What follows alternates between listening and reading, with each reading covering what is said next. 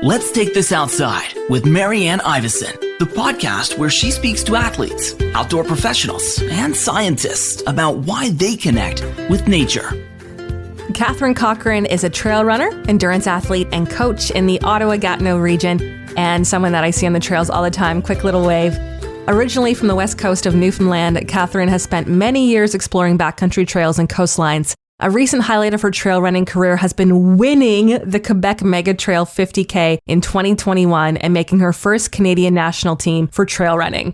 Katheryn is also a road and trail running coach for Mile to Marathon, coaching athletes locally in Ottawa and then also all over the country remotely. She also co-leads a trail running group with her partner, Nat. And outside of running, she can be found working as a sports massage therapist and hanging out with her cat, Mr. Buchans. Please welcome to Let's Take This Outside. Here is Katheryn Cochrane.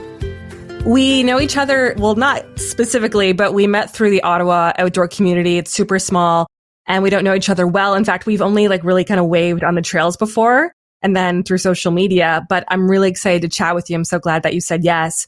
But you just got back from the Boston Marathon, but as a coach or as a cheer squad, I would love to hear about that experience and how you feel after coming back from it. Yeah, it was super inspiring. Having been there 4 times myself, I kind of had strict guidelines from my partner as to where I should stand and what we need to do before the race in order to get him prepped and ready. But to be a part of it, we had 15 other Ottawa athletes and I think 46 Mile to Marathon athletes throughout Canada that were participating. So to be a part of that and watch everyone go through their training and watch them crush it to the finish line on Monday was awesome. It must be a different kind of nervousness being on the other side of it. And it's your partner, Nat, right? Yeah. It was his first one? Yeah. He was one of those annoying people that ran his first marathon really quickly and qualified. So it takes some people a decade to qualify. And yeah, he did it on his first time. What's the difference in the nervous energy between actually running it and then cheering and being on the other side of it? Oh, I think I prefer running, honestly. Some FOMO? Yeah, there's a lot of FOMO. But from the coaching and the cheering side of things, you're more so you're not managing your own anxiety. You're kind of managing everyone's anxiety. So that's a completely different feeling. Yeah, more stressful because you don't want to let them down, that if you're not at a certain point to cheer, if you're not at the finish line right away and they're freezing their butt off. Yeah, it wasn't as enjoyable I would rather be running. Are you thinking no, I need to do this again next year. I need to get back and actually run this time? Yeah, that is the plan. Obviously, continue on the trails, but my partner, he re-qualified again next year. And it's a good goal to have throughout Ottawa winter to just chip away at something for early spring. So that's the plan. I want to talk more about coaching later, but let's go back to the start of the outdoors and your love for it, starting on the East Coast and the West Coast of Newfoundland. By the way, did I pronounce that right? Newfoundland? That's pretty good. Tell me, first of all, about your upbringing, exploring the backcountry trails, the coastlines, and then moving to Ottawa. And I've talked about it so many times on this podcast, how Ottawa is such a mecca for outdoor sport, but bring me back to the beginning. Yeah, I grew up in a super small town, about 2,000 people maybe, but about an hour south of Grossmoor National Park. So we were always just sent outside. I remember my dad, if it was, dinner time or something, my dad would just open the door and just yell out at us for, just to come home. And we were out in the woods or whatever. But yeah, I think it's always been a part of my upbringing, whether it's hiking or fishing or, skiing, snowboarding, that kind of thing. But I started working as a backpacking and sea kayaking guide when I was in my late teens for a company called Grossmoor Adventures. And I think that's really what planted the seed for me. We, I think, always appreciated what we had locally in terms of our easy access to the outdoors and just the vast openness and literally nobody around. But when you're sharing it with outsiders and visitors to the province, they really make you appreciate what you have. There's nothing like it. And when you go back, I know that you've, according to your social media anyway, because that's how we creep each other nowadays, you go back and probably visit family, but how does that feel to go back and be on those trails again and be on the coast again? Yeah, it's, I think most East Coasters and Newfoundlanders, it'll always be home and it always feels like going home. There's nothing quite like it. I've never been to the west coast of Canada, but the east coast is like top of my bucket list. If you're recommending for people to go out visit not just Newfoundland, but Nova Scotia, wherever that may be, New Brunswick, where are those trails? Where are those beaches? Where should people be visiting? Where's like some special places?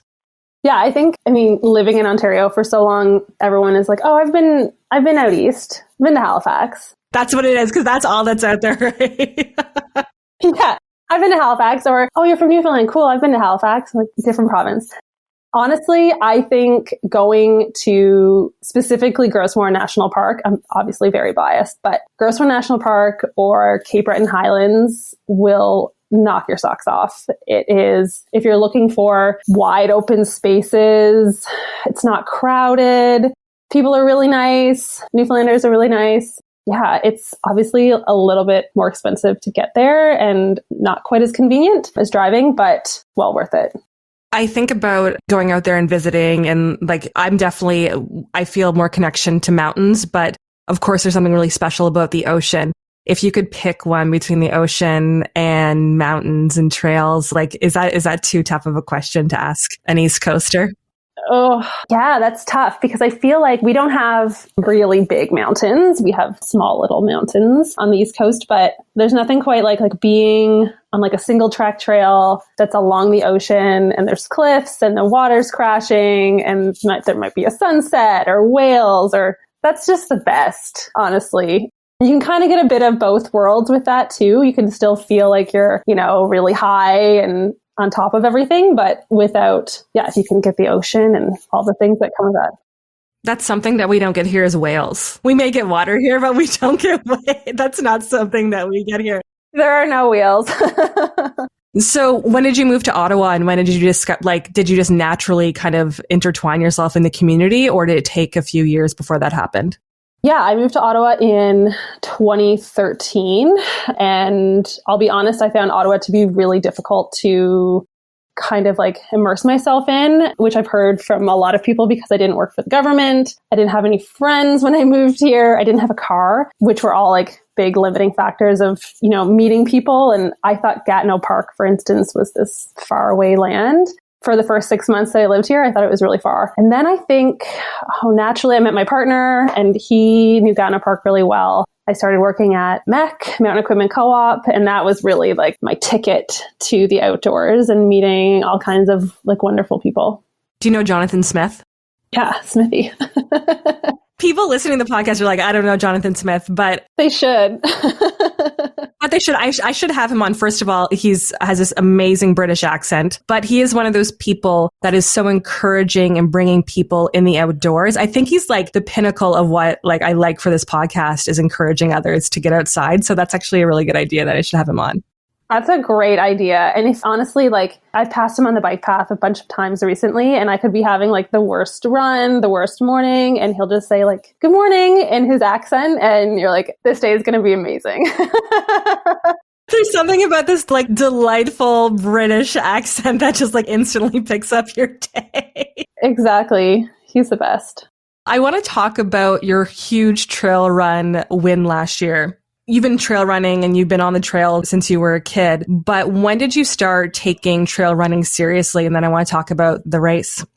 Yeah, so I used to be very much into triathlon. I would say I overdosed on triathlon, which I think a lot of more endurance sport athletes will kind of agree with, that you can really get the blinders on and go all in. But through COVID, without having access to the pool and other facilities, I just decided to take a little bit of a break.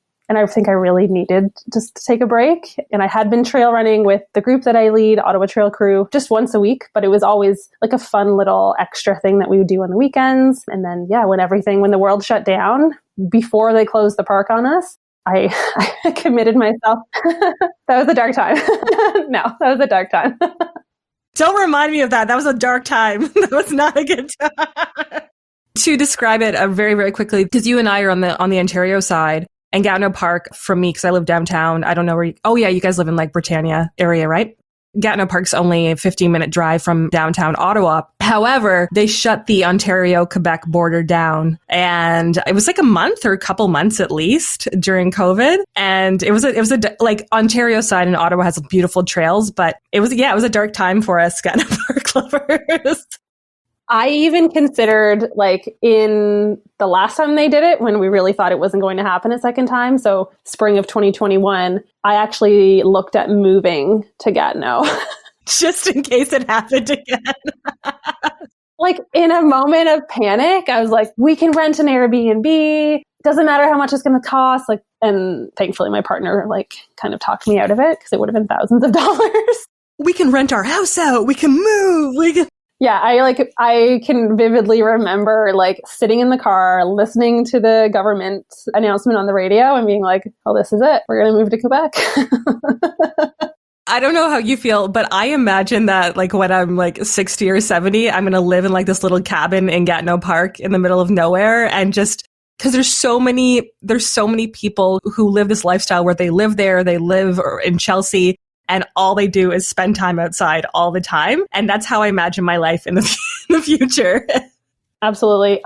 We are constantly searching for like an old home to buy that is semi-affordable, but not Chelsea, but maybe north. So you can have access to the park without being around too many people.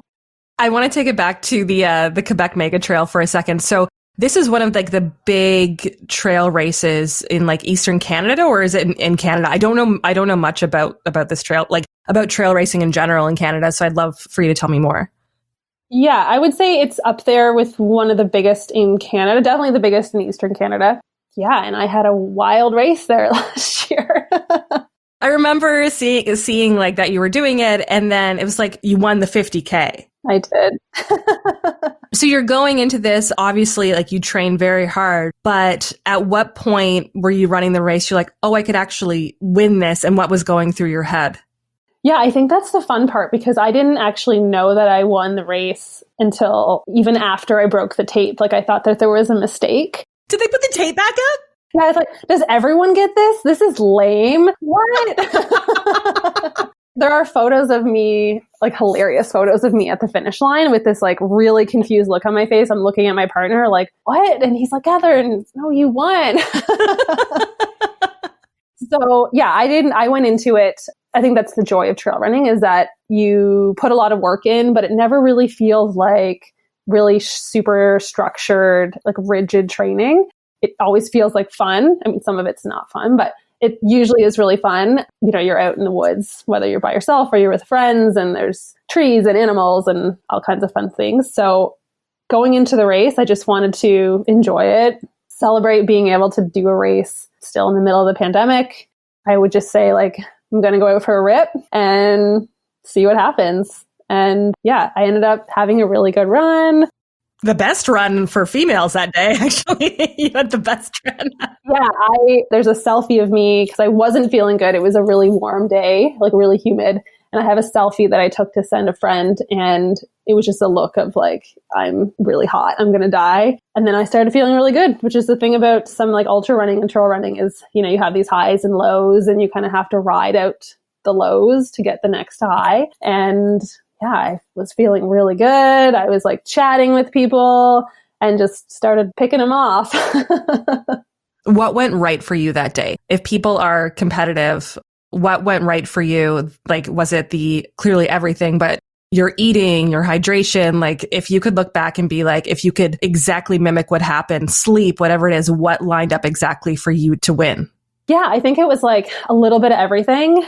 Definitely sleep. I am like huge on sleep. So getting to particularly a large race like that, getting there a couple days early if I can to kind of like get my own anxiety in check and then get some good sleep. Fueling went really well that day. I think I ate a lot. Yeah. And I think just not having the stress of, you know, so many races you go in and you're like, you have a certain objective, particularly my life in triathlon and road running is there's usually a time that you want to achieve, and trail running, time and pace really mean nothing at the end of the day because, you know, whether it's a 50K up a mountain or it could be a 50K that's really flat. So I just wanted to go out and have fun. So I really think that like played into it is that there was no stress. I just did it.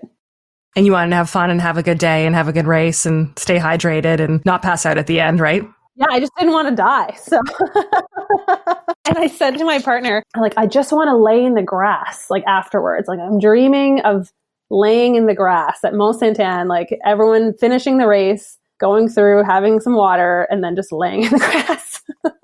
It's the best feeling. It's like, because it feels cool, right? It feels like really good. Yeah. So when I was running, I was just dreaming of just laying in the grass. That's the best part about this is that you, and another one of my guests, Liam Waukee, I think you probably have the same mindset that you go into it and you want to enjoy it, right? But like, I don't want to discount the fact that you train really hard also, right? You're not just lucky. You didn't just like walk into this and happen to win. You train a lot and you spend a lot of time outside. Yeah. You're like, yes, that's all you have to say. That's all that I do. I just train. But yeah, I think, agreeing with what you said that Liam mentioned is it has to be fun. And I think that's what drew me to trail running and spending more time on the trails is that if I get more out of it than just getting faster and fitter or whatever, just getting my exercise in, if it's like a mental boost and it's stimulating on the trail, then that's so much more. I would love to know when it comes to like self-talk when you are doing, it doesn't have to be a race. When you're trail running and those thoughts are going through your head, how does it differ on the trail versus on the road? Yeah, I would say it's similar, but road running, because you have the constant intensity pretty much the entire time, depending on what you're doing, it's more so just like hold on. Usually for road running, kind of like that would be my mantra, would be just like hang in there. Trail running, I can usually distract myself, whether it's looking at what's around me or counting. If I'm climbing up a hill, I'll count to 10 and I'll count to 10 over and over and over and over and over again. So it's little things like that, which is really different from road running. I find it easier to like mentally check out when I'm on the trails, even though you have to be like fully zoned in because you'll fall. And break something. Yeah, like Liam. Yeah, exactly. That's a great story too. Is there any moments when it hits you and you think, like, this is beautiful? Are you able to enjoy it when you're out there? Yeah, so I think that's important. I think with trail racing and trail running in particular, you can easily kind of get into that tunnel vision if you're working really hard. So I try to at least look around if I'm racing and I don't feel like strategically it makes sense for me to take my phone out and take a photo, at least looking around and, trying to soak it all in. Because yeah, at the end of the day, these trail races are usually held in like beautiful places. So we should appreciate that.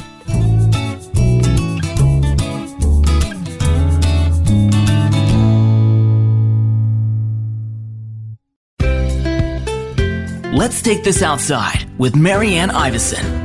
Is there any pressure now that you won the Quebec Mega Trail? Is there any pressure in your head where you're like, damn, I got to perform. I got to keep performing. Damn it. I've proven to myself that I can do this. What's going on in your head there? Yeah, I think there was like a little bit of imposter syndrome that happened and is still happening from my experience last summer. Even just, being kind of put into like the elite field. I didn't really think that I like belonged there. I still am like questioning that. But yeah, trying to kind of embrace that pressure and not let it really affect, what I'm doing, realizing that I'm, training and racing for me. And yeah, we all have good days and we have bad days, and that's just sport. So yeah, trying to not let it affect me too much. And as I bring it up, I'm like, is there any pressure? You're like, yeah, there's so much pressure. You're like, I'm going to explode. Yeah. Unfortunately, within trail running too, like particularly in Eastern Canada, like there aren't that many really strong women on the trails. So turning up to a race, you can usually, if you creep ahead of time, you might know, but at the start line, there might be, in a 50K, there might be like 10 women that you might want to like watch out for, or that you might be able to run with. But, unfortunately, the numbers are still so skewed more towards the men that, yeah, we still have a ways to go. Not that maybe you want more competition in those cases, but is there a part of you when you see that and you're like, there needs to be more women on the trails? Yeah, absolutely. I think, the thing is, there are a lot of women that are getting into trail running and they're getting into hiking and even just like feeling more comfortable to be outside alone in the woods after, society tells us that we shouldn't do that. But there's still a disconnect between those people who are like the women who are training and running on the trails and then the women who are racing. And I'm not quite sure what will like bring those people, those women to racing. It seems to slowly be trickling in, but yeah, I'm not sure if it's like more awareness, more acceptance, maybe we need like women only trail running, you know, like there's some of those road racing events just to kind of like get women to get their feet wet. I'm not sure. Yeah, that's like, I think, that's a much bigger question. And thank you for sharing your opinion with me. I had this woman on named Hannah Parrish, and Hannah's a big advocate for women's mountain biking. And it's still like, this is a great pun, but it's an uphill battle. Totally. It's an uphill battle, and even getting more people, like getting more of the BIPOC community out and the LGBTQ plus community out as well, and getting more people out and having people feel welcome. I think that we need to do a better job of that. I think we need to be more welcoming and saying, yes, anyone can do this. It's accessible for all. Yeah, absolutely. And thankfully, I mean, there are locally groups and different pockets of them throughout Canada called Trail Sisters. So there is a local organization in Gatineau, Trail Sisters, and they're regularly having like 30 plus women out to their weekly run, which is great. I think they've only been running for about a year, maybe less. So it's a start. The group that we run with, our Sunday run, we definitely need more women, definitely less than 50-50. Agree that it's like an uphill battle. But I think now with like more awareness, more, even prize money, like more support even at the elite level, that people can kind of start seeing themselves doing the same thing and being represented in that way, which might help more people get into the sport.